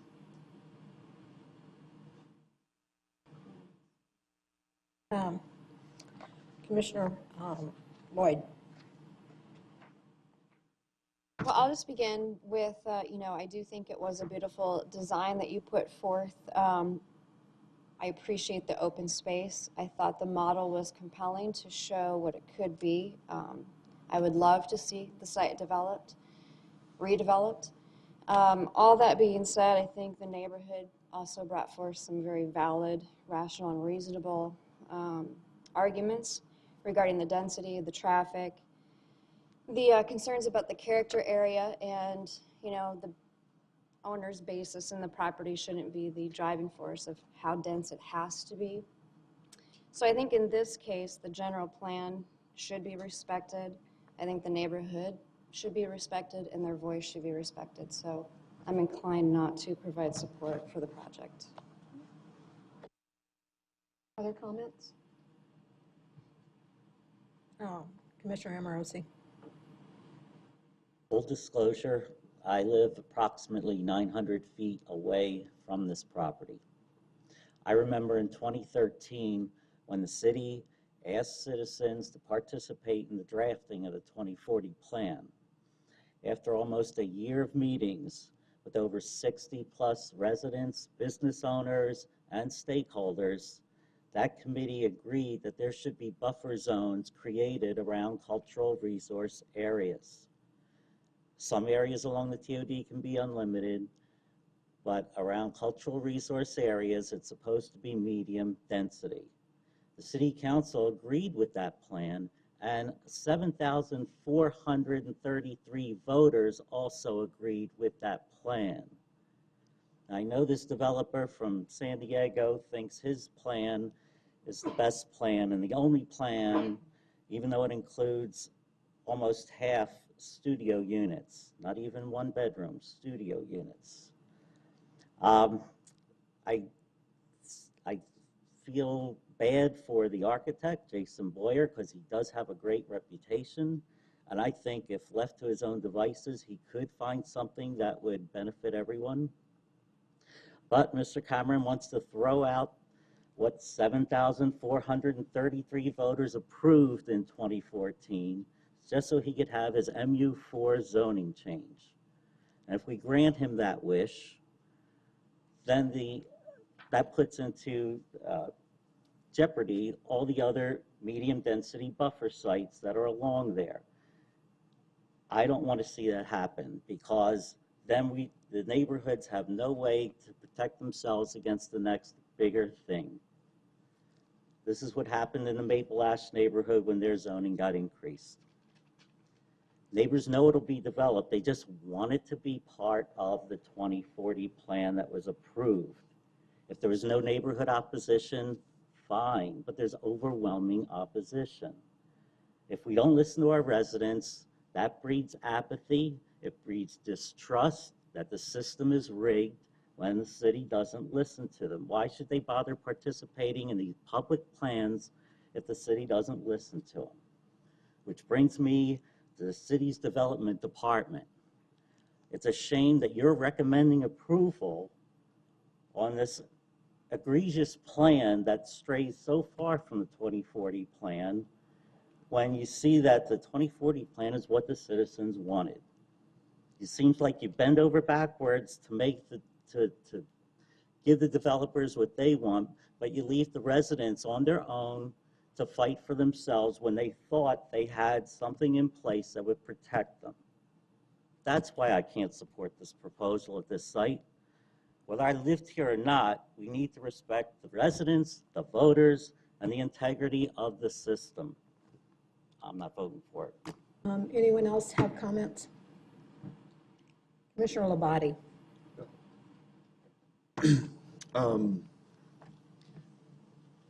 With all due respect to very passionate arguments that are well made, my personal opinion is that this is a fantastic project. I think accommodations have been made. It's been lowered. The density's been reduced. Changes have been made. Landscaping has been added. I think it looks good. I think this is what makes sense along the light rail. I think in every respect, I think this is a great project and in this location. However, I would agree that there is overwhelming opposition from not just surrounding residents, but neighborhood associations, and not just surrounding neighborhood associations from around the city. And while my personal opinion is that this is the right thing in the right place, and that accommodations have been made, I don't believe that my role right now, right here, is to vote per my personal opinion, but based on the approval criteria and in the best interest of the city, which is fairly well represented tonight. However, what I would like to comment on, because it's been brought up a lot, is the general plan and its designation. It was voted on, it was approved, people put a lot of hours into it. However, what was also approved is an amendment process to it. A general plan is not meant to be concrete from now until 2040. I know that is not something that statement probably doesn't make me popular, but it is a fact. And I think I bring that up for a reason, to speak to everybody here, anybody watching, anybody that believes that a color on a map is a permanent thing, whether it's yours or the one next to you. So something to think about is that amendment process in the general plan. It doesn't get discussed much when the roundtables are had and comments are given. People don't think about it a lot, but there are approval criteria, of which I think all but the last one this project meets. And so I would encourage people to read through that, understand that amendment process, because it is in there and that was also voted on. And it may need to be looked at and revised for the next time this comes around. But I wanted people to know that because it's not disrespecting it or anybody or ignoring it or a rigged system or anything like that for us to consider an application that is duly submitted and discussed. That is not wrong. That is what we are actually here to do and what I think we are all doing. So for my 2 cents, that is, I guess those are my comments. Thanks. You want to make any comments? Or you want? I do have comments. I'm going to jump ahead of you just for a minute because I want to respond to something Commissioner Amorosi said. Approximately a month ago, we voted on to approve a general plan amendment that's going to have much more impact on this city than what's being asked to be done tonight in terms of a general plan, and that's with the facility, the ASU facilities, the sports facility district. And I didn't hear any impassioned pleas about that time about having 7,433 voters ignored. So I think that in terms of, we do have a process for the amendment of the general plan. Those of you who are here tonight were instrumental in getting that designation for your area. It wasn't unanimous by any means. There were people who did support higher density in that area. What CSS allows is the density is 25 DU. The number of units are 22. Those 22 units can all be 3- and 4-bedroom units. So you could be actually looking at 66 bedrooms or 88 bedrooms if 4-bedroom units were available compared to the 64 bedrooms. So you're talking about effectively the very same density, even though they may be a difference in the number of living units. When we're looking at who's going to live there, you can be looking at the very same density. I think it's a great project. I think that this is exactly the area that we want to see this. It's not something that immediately screams student housing. The only way that the city's zoning requires mixed use, which is unfortunately something that I've asked this to be looked at before, because we are having these buildings that have empty retail space because it's not usable. It's a throwaway from the developer standpoint. It's required.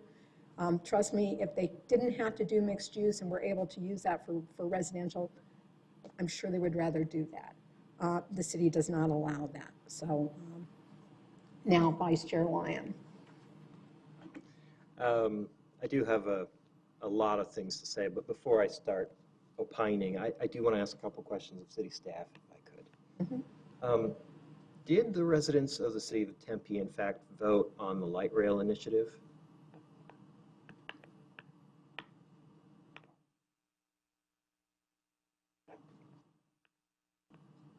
Commissioner Lyon, yes, they did. Did the citizens of Tempe vote on the streetcar? That's correct. Okay. Yeah, I mean, I really just wanted to make sure that I had that absolutely clear. So now I have... In terms of the funding.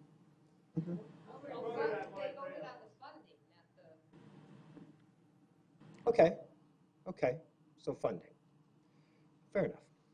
So I have a lot of thoughts, and they're not particularly ordered in mind, so bear with me, if you will.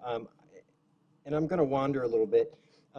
I just want to say that I appreciate all the passion and all the thought that's gone into these ideas that have been expressed tonight. And I think that everyone who's come out to speak has done the right thing by doing so. I agree with your passion, and I agree with your gusto. And the project that keeps coming to mind, there's a little project that was built some time ago in Paris, and the citizens of Paris came out, in fact, violently opposed to this project, and they were right to do so. It was massively bigger than anything anywhere near it. There was nothing in the area that fit the character. It was an eyesore. It was a terrible, awful mistake, but it was built, and everyone now loves it. I am, of course, referring to the Eiffel Tower. I do not think the Parisians were wrong to oppose it. It just turned out that it was a really good thing. And what I'm trying to say is, I think that you're doing the right thing speaking your passions, but there may be other things at play. And if someone disagrees, I hope that we don't take it as ill will. We just see things a little differently. I agree very much with the point that Commissioner Labadie made about the amendment process. We vote on a lot of things, but these things are not chiseled in stone tablets. I also sit on the Tempe Board of Adjustments, and there are people that say, well, gee whiz, the property that I own is of weird shape and it's hard for me to make my house fit it properly. Is there anything we can do? Well, yes, there's a process that we can go through where we can talk about it and see if the hard and fast rules maybe should bend to accomplish the spirit of the rules, right? So I think that that process is really key, and that's what we're into here now. The letter of the law says, no, they can't do it, right? And the 2040 plan says, no, they can't do it. But guess what? We voted on the light rail and said, we want this mass transit thing that's going to cost millions of dollars, and it's going to be this major arterial transportation. And so we've got that, we've got the streetcar, we've got all kinds of projects showing up, and there is this amendment process to say, does this project fit the development that is going to be going on in the city of Tempe? I very much agree with the point that at CSS, it is possible to end up with more people on that site. I don't think that would happen, but what we're getting in this project is a lot less than is already entitled to be there. It is a fantastic project, in my opinion. I think it fits the light rail corridor in an excellent way. It saddens me that it hurts to run into development and, well, what's going to happen in our area? Well, it's going to change, and hopefully always for the better. I have no love for the dilapidated abandoned motel that was there. Something should go there. And in my view, this is an excellent thing to go there. I do not view it as in any way intended as a personal slight at anyone. In fact, I think the developer and the architect have been sensitive to try and do something that is both feasible for a developer to do and makes some sense with the fabric of the community. It saddened me a little that it is painful and we look at it and say, well, maybe this is an eyesore or maybe it doesn't fit. I do not think it is as grand as the Eiffel Tower, nor are its aspirations as big, but I do think that it is a benefit to the city and to the neighborhood at large. There are a lot of other things I could have gone on about, but I'll say that the project has my support and leave it at that. May I ask a simple question? Would you approve this to be behind your house? Yes, I would. Let me see the hands. Yes, I would. You would want that behind your house? Yes, I would. Commissioner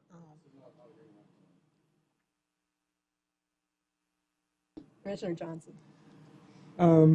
Seeing that the majority of the passion in this room has been taken up for the evening, I'm going to just tell you where I sit on this one, having weighed everyone's opinions and thoughts and feelings and passion. And I think that the neighborhood has spoken with a very clear and concise voice that they don't support this. It doesn't sound like the developer was really paying that much attention or giving the neighborhood the meaningful changes to their development that would build this community support. I think community support is extremely important, and it's not what this community wants. I would love it for my neighbor, but this is not my neighborhood. I live in this neighborhood, and I love density and I love height. That's something that I live, that's why I live here. And I think that the neighbors here live in the area they do because they like single-family housing, they like less density. Things like light rail do help to build the need, the necessity for more density, for more living, and the neighborhood will change, but I believe that the general plan was the neighborhood's, well, the voters' will, and I think we've got a representation from the voters here tonight that are, it's very clear to me. So with that, I will not be supporting tonight. Commissioner Brown. I'll try to be the most brief of the seven of us. I would just say that there are limits to everything. There are limits to density, and even though Tempe is becoming more dense, and we do appreciate what's happening in downtown, there's an edge, and that edge is tough. I do not support the project. I do thank the neighbors for coming out and speaking so eloquently and with such clear voice. Thank you. With that, I'll entertain a motion.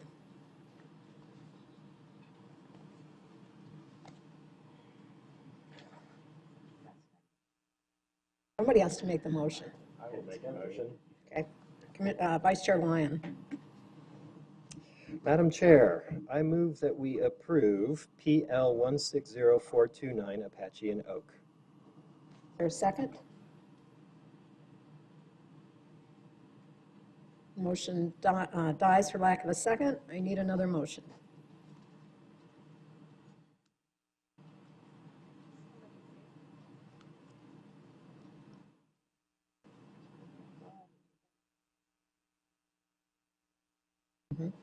Yeah, you have to make the motion in the affirmative. So you would make a motion to deny.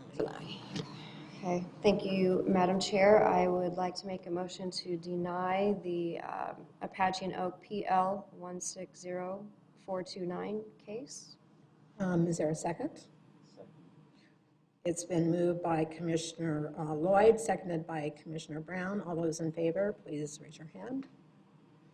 Those opposed? So that motion passes 5-2.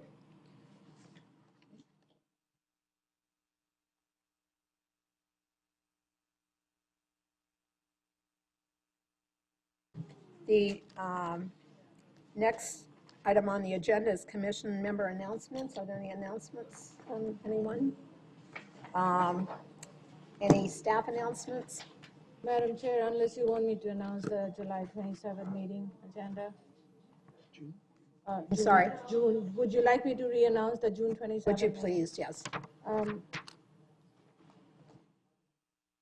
We have a request for an approval of a preliminary plat, subdivision plat for McLean. Could I ask you to please be quiet? The meeting is still in session.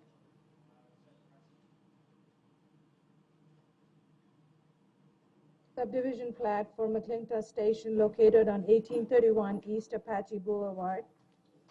A request for a development plan review consisting of 4 new condominiums for Hayden Lane Lofts on 1917 East Hayden Lane, and a request for a development plan review for a 9-story office building at the Grand at Papago Park Center located on 1027 West Roosevelt Way. Those are the 3 agenda items for June 27th. Thank you.